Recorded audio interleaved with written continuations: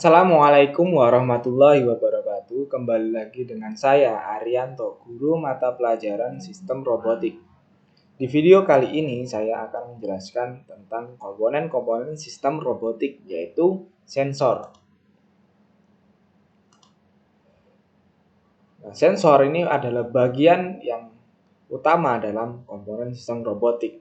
Sensor ini sangat penting sekali, sehingga apa yang kalian pelajari tentang sensor ini akan sangat berhubungan dengan komponen-komponen yang lain yang pernah kalian pelajari, baik itu power supply, controller, mechanical, dan aktuator.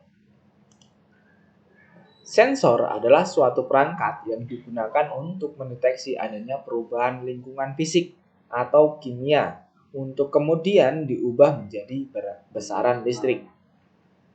Nah, di sini jenis-jenis sensor itu ada banyak sekali yang berada di masyarakat. Di sini ada contohnya LM35 sebagai temperatur sensor, atau sensor warna, color sensor, alkohol sensor, gas sensor, smoke sensor, LDR, light sensor, atau sensor cahaya. Kemudian ada termistor atau temperatur cahaya, proximity sensor, ada heartbeat sensor atau sensor untuk denyut nadi, dan juga sensor hujan. Kemudian adalah air sensor, water flow, dan masih ada banyak lagi.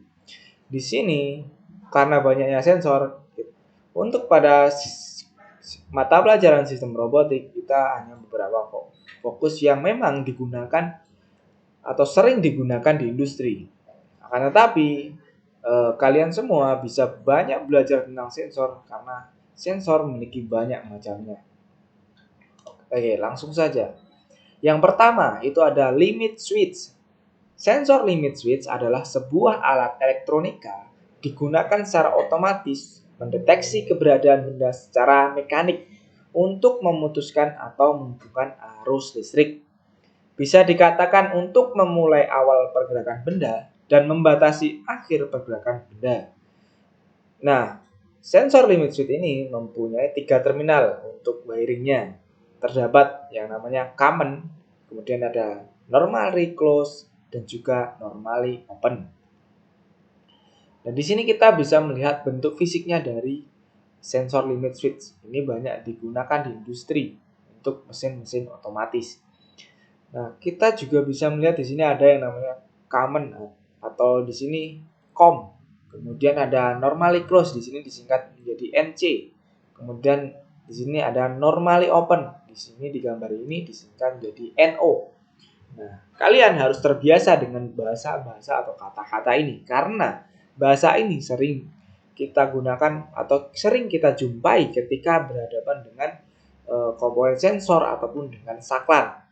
Nah, bagaimana maksudnya yang normally open ini, normally close ini? Nah, normally open maksudnya adalah ketika kondisi normal mechanical dari sensor ini belum tersentuh atau kondisi belum tersentuh sama sekali, kondisi normalnya, dia saklarnya masih terbuka atau belum terhubung. Nah, ketika kondisi normally open ini, mechanical atau saklarnya ini kita tersentuh atau tertrigger, maka yang terjadi kondisi normally open ini, maka hubungan antara titik NO dengan titik COM akan terhubung. Jadi akan terhubung. Sebaliknya, ketika berada pada sambungan normally close. Normally close ini gimana? Jadi kondisi normal, maka sambungan antara NC dan COM itu terhubung. Nah, bagaimana kalau saklar ataupun triggering dari limit switch ini tersentuh, maka yang terjadi hubungan antara normally close dengan COM itu akan terputus. Nah, ini aliran listriknya akan terputus. Jadi fungsinya adalah memutus dan menyambungkan aliran listrik. Sehingga aliran listrik nantinya akan digunakan untuk mengirimkan sinyal kepada controller. Nah, inilah normally open dan normally close. Kemudian, nah ini adalah sebagai gambaran yang ada di industri. Di sini ada gambaran kotak kardus yang akan melewati sebuah konveyor. Di sini ada yang namanya limit switch untuk mendeteksi keberadaan kardus ini apakah sudah tersentuh atau belum. Ketika tersentuh maka akan memberikan informasi ke controller, kemudian si controller akan melakukan perintah kepada aktuator, begitu seterusnya. Seperti halnya konsep dari sistem robotik. Berikutnya, di sini ada yang namanya proximity sensor.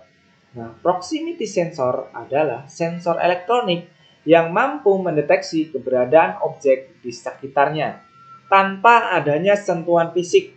Nah, kemudian mengubah informasi keberadaan objek tersebut menjadi sinyal listrik. Nah, jadi ketika proximity sensor ini mendeteksi adanya objek, maka akan dirubah menjadi sinyal listrik. Sensor proximity dapat diklasifikasikan menjadi 4 jenis, yaitu inductive proximity sensor, capacitive proximity sensor, ultrasonic proximity sensor, dan photoelectric sensor.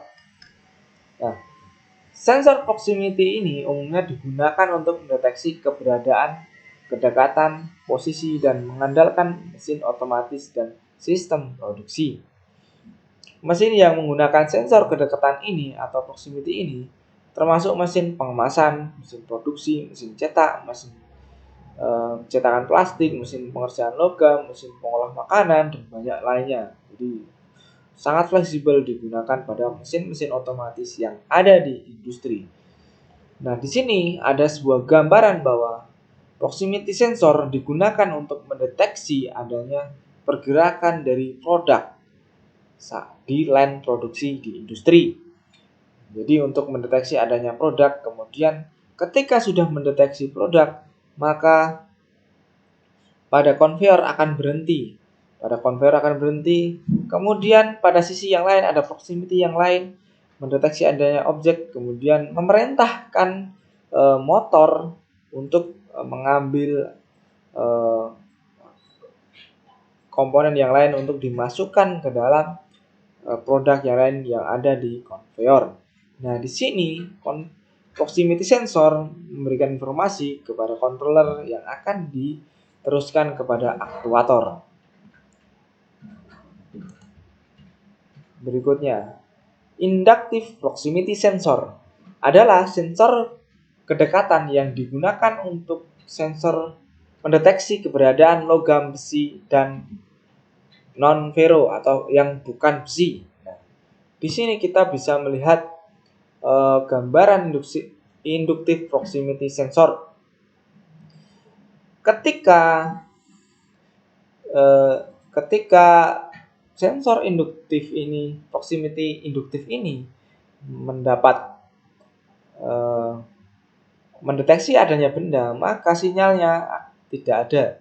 Sedangkan ketika tidak mendeteksi adanya benda, maka sinyal yang keluar itu ada. Nah, sinyal apakah ini? Nah, ini adalah sinyal yang namanya electromagnetic field.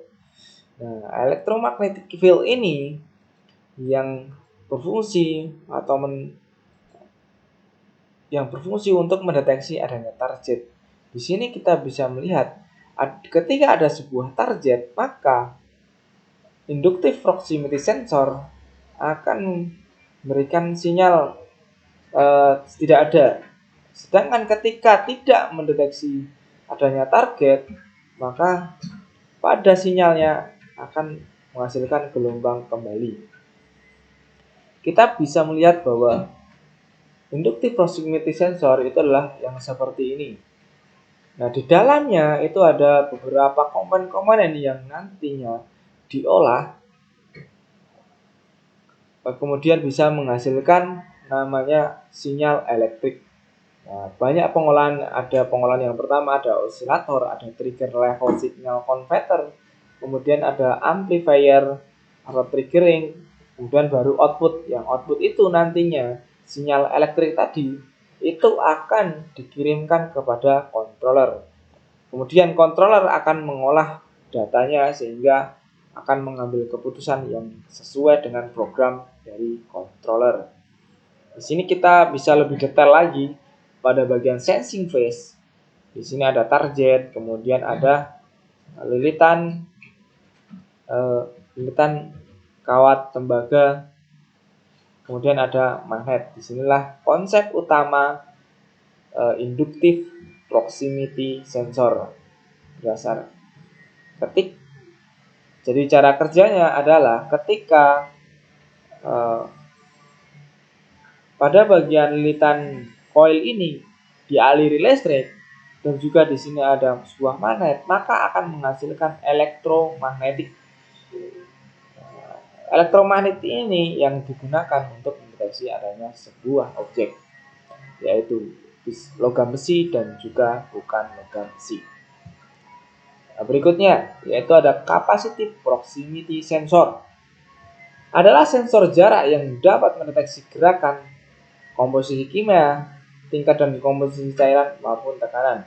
Sensor jarak kapasitif dapat mendeteksi bahan-bahan dielektrik rendah seperti plastik, kaca, bahan-bahan dielektrik yang lebih tinggi seperti cairan, sehingga memungkinkan sensor jenis ini untuk mendeteksi tingkat banyak bahan melalui kaca, plastik maupun komposisi kontainer yang lain.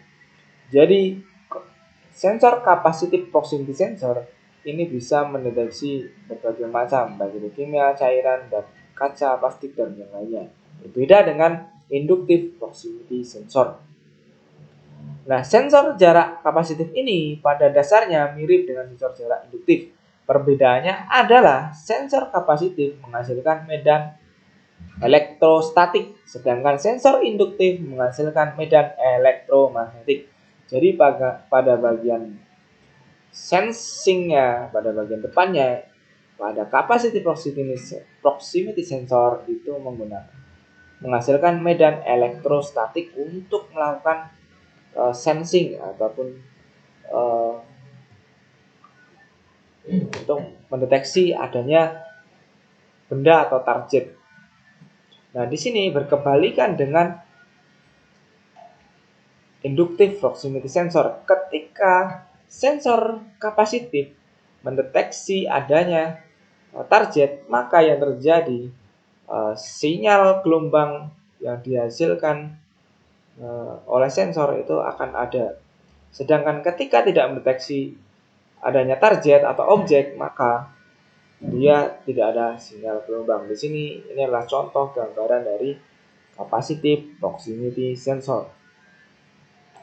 Berikutnya, proximity sensor, photoelectric proximity sensor adalah sensor kedekatan yang menggunakan elemen fotolistrik untuk mendeteksi objek.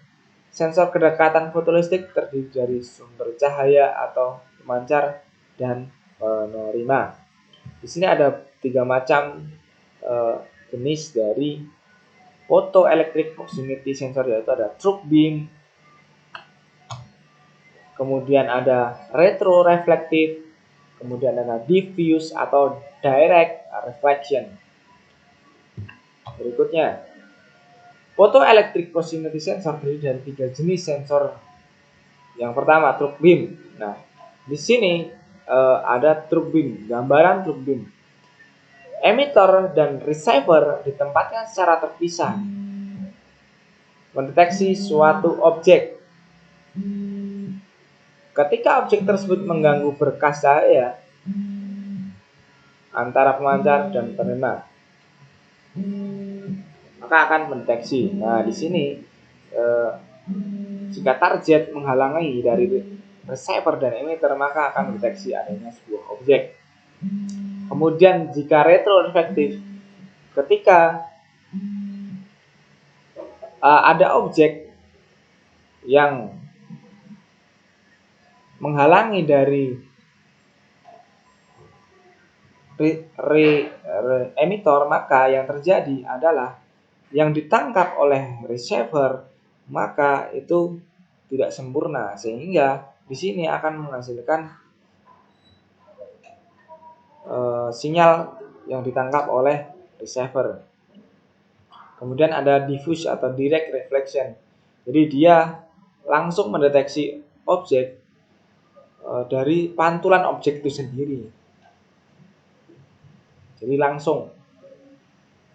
Berikutnya,